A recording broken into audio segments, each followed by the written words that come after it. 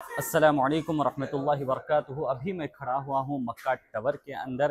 یہاں پر جو ہے حضرت ابوبکر صدیق رضی اللہ تعالیٰ عنہ کا پہلے یہاں پر گھر تھا۔ یہ گھر نیچے کی طرف تھا، اب یہاں پہ ہوٹل بننے کی وجہ سے اس کو تھوڑا اوپر کی طرف منتقل کر چکے ہیں۔ اور جب اللہ کے نبی صلی اللہ علیہ وسلم مکے سے مدینے کی طرف ہجرت کیے حضرت ابوبکر صدیق رضی اللہ تعالیٰ عنہ کے ساتھ، تو اس وقت اللہ کے نبی صلی اللہ علیہ وسلم کے سفر کا آغاز یہیں سے ہوا تھا۔ تو اندر کی میں ساری مسجد آپ کو دکھاؤں گا انشاءاللہ۔ ابھی آپ یہ جو مسجد دیکھ رہے ہیں یہ 4th فلور میں موجود ہے۔ مکہ کنسٹرکشن اینڈ ڈیولپمنٹ کمپنی کی طرف سے جب حضرت ابوبکر صدیق رضی اللہ تعالیٰ عنہ کے گھر کو جب منہدم کیا گیا، جب بلڈنگ یہ بن گئی، مکہ ٹاور جب بن گیا، اس کے 4th فلور میں کچھ حصہ مسجد کے لیے مختص کیا گیا۔ اور ابوبکر صدیق رضی اللہ تعالیٰ عنہ کے گھر کو دار الہجرہ بھی کہا جاتا ہے، کیونکہ اللہ کے نبی صلی اللہ علیہ وسلم کے ساتھ حضرت ابوبکر صدیق رضی اللہ تعالیٰ عنہ بھی ہجرت میں موجود تھے، اور ہجرت کے سفر کا آغاز بھی انہی کے گھر سے یعنی اسی دار الہجرہ سے ہوا تھا۔ یہ جو آپ مسجد دیکھ رہے ہیں یہ مصپلہ کے پاس مسجد حرم کے جنوب میں واقع ہے۔ آج ہم لوگ جو ہے انشاءاللہ مغرب کی نماز اسی مسجد میں ادا کریں گے۔ حضرت ابوبکر صدیق رضی اللہ تعالی عنہ اس امت کے پہلے خلیفہ ہیں۔ اللہ کے نبی صلی اللہ علیہ وسلم کی وفات کے بعد حضرت ابوبکر صدیق رضی اللہ تعالی عنہ نے اس امت کو سنبھالا۔ ایک ایسے وقت میں انہوں نے امت کو سنبھالا جس وقت کے حضرت عمر رضی اللہ تعالی عنہ بھی اپنے ہوش و حواس کھو بیٹھے تھے، اور اللہ کے نبی صلی اللہ علیہ وسلم کی وفات کے وقت حضرت عمر رضی اللہ تعالیٰ عنہ کو حضرت ابوبکر صدیق رضی اللہ تعالیٰ عنہ کے علاوہ کوئی اور نہیں سنبھال سکتا تھا، اور بڑے بڑے فتنوں کو حضرت ابوبکر صدیق رضی اللہ تعالیٰ عنہ نے جڑ سے ختم کیا، جیسے کہ مانعین زکوٰۃ وغیرہ۔ اور حضرت ابوبکر صدیق رضی اللہ تعالیٰ عنہ وہ شخص ہیں جنہوں نے سب سے پہلے اسلام قبول کیا اور اللہ کے نبی صلی اللہ علیہ وسلم کی نبوت کو تصدیق اور تسلیم کیا۔ اللہ کے نبی صلی اللہ علیہ وسلم کی وفات کے 2 سال بعد 60 پر 6 سال کی عمر میں آپ بھی اس دنیا سے رخصت ہو گئے۔ اس کے علاوہ ہمارے اوپر جو ہے حضرت ابوبکر صدیق رضی اللہ تعالیٰ عنہ کے بہت سارے احسانات ہیں۔ اللہ ہم سب کو ان جیسا بننے کی توفیق عطا فرمائے۔ اگر آپ بھی ہمارے ساتھ عمرہ کرنا چاہتے ہیں تو دیے گئے نمبر پر رابطہ کریں۔ ابھی آپ یہ جو خوبصورت دلکش دل آفرین جو منظر دیکھ رہے ہیں یہ مغرب کے وقت کا منظر ہے۔ ابھی کچھ دیر میں مغرب کی اذان ہو جائے گی انشاءاللہ۔ اللہ تبارک و تعالیٰ سے دعا ہے کہ اللہ تبارک و تعالیٰ ہم سب کو بار بار عمرہ کرنے کی توفیق عطا فرمائے اور حج کرنے کی توفیق عطا فرمائے۔ اللہ تبارک و تعالیٰ سب کے جائز خواہشات کو پورا کرے۔ اگر آپ بھی ہمارے ساتھ عمرے کے لیے آنا چاہتے ہیں اسکرین پر جو نمبر ہے اسے کانٹیکٹ کیجئے۔ جزاک اللہ خیراً، بارک اللہ فیکم۔ السلام علیکم ورحمۃ اللہ۔